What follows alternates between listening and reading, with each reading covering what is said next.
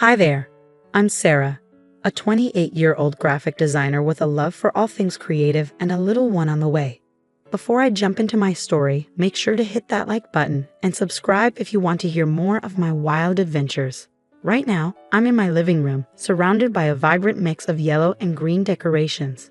My best friend, Emily, is balancing on a ladder, carefully hanging the final welcome baby banner. Emily, you're truly a lifesaver, I exclaim, gently patting my round belly. I honestly don't know how I'd manage this gender-neutral shower without you. She flashes a mischievous grin at me. That's what best friends are for, Mama. Besides, driving your mother-in-law crazy with all this yellow and green is just too much fun. I can't help but laugh. Oh, don't even remind me. Linda's been bombarding me with texts about the baby's gender. Honestly, if I get one more old wives' tale about how to figure out if it's a boy or girl, I might just lose it.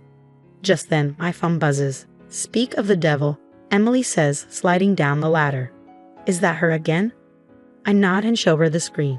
Linda's asking if I'm craving salty or sweet foods, claiming it's a surefire way to predict the baby's gender. Emily rolls her eyes. Honestly, that woman could use a hobby. I couldn't agree more. I sigh, tossing my phone aside. Mark's doing his best to keep her at bay, but you know how relentless she can be. Just then, Mark walks in, looking slightly frazzled. Hey babe, the nursery's all set. My dad will be bringing over the last of the furniture later. Thanks, hun. How's your mom handling all of this? He runs a hand through his hair. She's definitely persistent, but I keep reminding her we're keeping it a surprise. Good luck with that, Emily chuckles. At that moment, the doorbell rings. It's my parents, Robert and Carol, arriving with arms full of gifts and snacks for the shower. Oh, sweetie, the place looks fantastic, Robert exclaims as he sets down the boxes, his face lighting up. Your mother was right. You've done an amazing job, kiddo. As we chat, Mark's phone starts ringing. He glances at the screen and sighs. It's Mom again. I better take this. He steps outside, and I can hear him trying to soothe Linda's latest concerns. Emily leans in and whispers, $10, says she's trying to get him to reveal the baby's gender. I shake my head. No bet. That's a sucker's game. As the day progresses, more friends and family arrive to help with the setup. The house is alive with energy, but I can't shake the feeling that Linda is up to something. Every time Mark's phone rings, I find myself tensing up. Later that evening, as Mark and I prepare for bed, I decide to bring it up. Hun, is your mom all right? She seems unusually fixated on this whole gender thing. Mark sighs and pulls me into a comforting embrace. You know how she is. She just wants to be part of everything. But don't worry, I've got it under control. I nod, trying to trust him, but as I drift off to sleep, my mind keeps racing with thoughts of what Linda might have planned for the baby shower the next day. On the morning of the baby shower, I wake up feeling a mix of excitement and anxiety. As I'm getting ready, Mark walks in, looking unusually anxious. Hey, you okay? You look like you've seen a ghost, I ask. He runs a hand through his hair. I just got off the phone with my mom. She's acting strangely, more so than usual. She kept insisting she has a big surprise for us. I'm not liking the sound of it. I try to brush off my unease, but it lingers. As guests begin to arrive, I push my worries aside and focus on enjoying the party. This spread looks incredible, Sarah, my friend Rachel says, admiring the buffet. Thanks. Emily really went all out with the planning. Just then, Emily rushes over, visibly flustered. Sarah, we have a problem. The cake decorator messed up the order. The cake says it's a boy. What? No, this can't be happening. Don't worry, I've got a plan, Emily reassures me. We'll just scrape off the boy part and replace it with baby. Crisis averted. As we're sorting out the cake mess, the doorbell rings. Mark heads to answer it, and I hear his voice, filled with shock. Mom? What's going on? I turn to see Linda bursting in, followed by a small crowd of unfamiliar faces. She's holding a bunch of blue balloons, and a man in a white coat is with her. Surprise, darling, Linda exclaims brightly. I've brought the party to you. What's going on, Linda? I ask, trying to keep my voice steady. Well, since you two are so determined to keep the gender a secret, I decided to take matters into my own hands, Linda announces. Everyone, meet Dr. Thompson, our sonogram expert extraordinaire. The man in the white coat gives a hesitant wave. Mom, what are you doing? Mark hisses. I'm revealing the truth, dear. It's a boy, and I have proof. Linda pulls out a folder and starts brandishing it. I've got the latest sonogram pictures right here. Dr. Thompson will review them and confirm why I already know. I feel my face flush with a mix of anger and embarrassment. Linda, that's enough. This is our baby, and it's our decision. You have no right. Oh, pish posh. Linda interrupts. As the grandmother, I have every right to know. Emily steps in, trying to ease the tension. Hey, everyone, how about we switch gears and play some fun baby shower games? I've got a great one where we guess the baby's birthday. But Linda is relentless. She strides over to Dr. Thompson and thrusts the folder into his hands. Come on, doctor. Tell them what you see. The poor man looks alarmed. I'm not sure I should. Of course you should. Linda insists. I paid you well for this. The room gasps, and Mark's face turns pale. You did what? Linda's eyes widen in realization of her mistake. Oh, fine. Yes, I paid him. I've been trying to get the truth out of your obstetrician too, Sarah. I even offered her a very generous donation, but she wouldn't budge. I feel a wave of nausea. You tried to bribe my doctor. Linda, that's illegal. The room descends into chaos as Mark engages in a heated argument with his mother. How could you do this, Mom? This is a total invasion of our privacy. I was just trying to help. You two are being ridiculous with all this secrecy. I can't take it anymore. Linda's frustration boils over as she storms out of the room, locking herself in the nursery. Surrounded by the soft yellows and greens we picked out, I can hear the commotion continuing outside. What was meant to be a joyful day has devolved into a complete nightmare. 3 days have passed since the baby shower fiasco, and I'm still struggling to move on.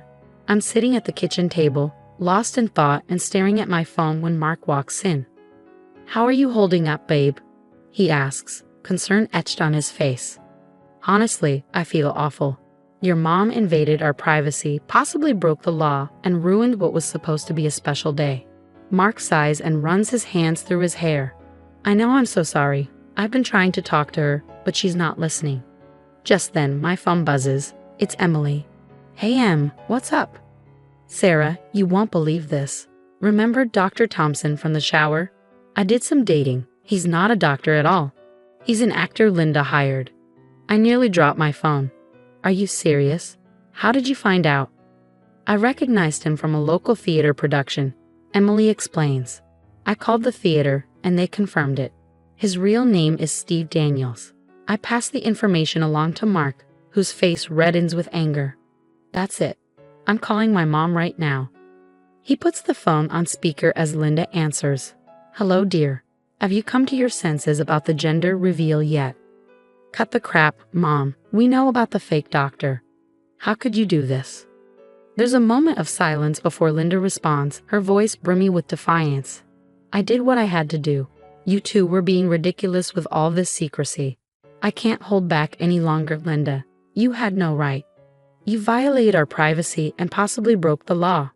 Oh, please, I'm the grandmother. I have every right to know about my grandchild. Mark's voice turns icy. No, Mom, you don't. Until you can understand that and offer an apology, we're going to need some space.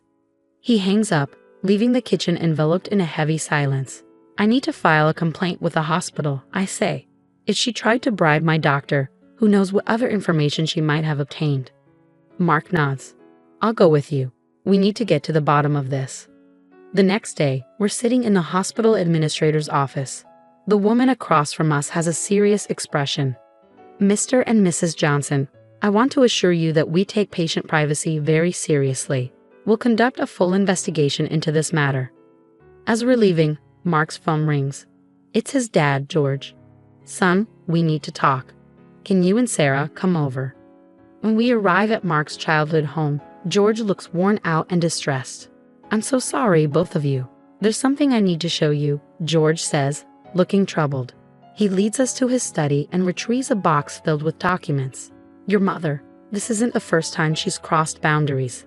I've been keeping track over the years. She's always struggled with respecting limits, especially within the family. Mark looks taken aback. Dad, why didn't you ever tell us about this? George sighs deeply. I thought I could handle her behavior, but after what happened at the shower, I see now that I've been enabling her. It's time for this to stop. He hands us the box. Inside are letters, emails, and legal documents outlining Linda's past manipulative behaviors. There was an incident with your cousin at Jenny's wedding, George explains. Linda tried to change the venue without informing anyone because she didn't like the original choice. And when your brother Tom was applying to colleges, she submitted applications in his name to schools he didn't want to attend. I feel a blend of vindication and sadness. George, thank you for showing us this. It's comforting to know we're not alone in dealing with her behavior. Mark wraps his arm around me, his voice steady and resolute.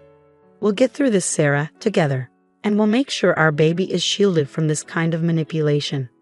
After going through the evidence George provided, Mark and I sit in our living room, contemplating our next steps. I can't believe it's come to this, I say, but I think we need to take legal action. Mark nods firmly. You're right, we need to protect our family. I'll call a lawyer first thing tomorrow. The next day, we're in Attorney Johnson's office, ready to discuss our options. Based on what you've shared, we have grounds for a restraining order and potentially charges for invasion of privacy and harassment, Attorney Johnson says. What about the hospital? Shouldn't they be held accountable too? I ask. We'll start with a restraining order against Linda, she replies. We can address the hospital issues separately. A week later, we receive a call from the hospital administrator. Mrs. Johnson, we've completed our investigation. I'm deeply sorry to inform you that one of our nurses, under pressure from your mother-in-law, did leak some of your confidential information. Months go by, and the long-awaited day finally arrives. In the delivery room, Mark is right beside me as our beautiful baby boy makes his entrance into the world. When I hold our son for the first time, I'm overwhelmed by how perfect he is. George, grinning from ear to ear, cradles his grandson. Sarah, he's absolutely perfect. He's got your eyes and Mark's nose. Emily chimes in with a chuckle, definitely Mark's nose.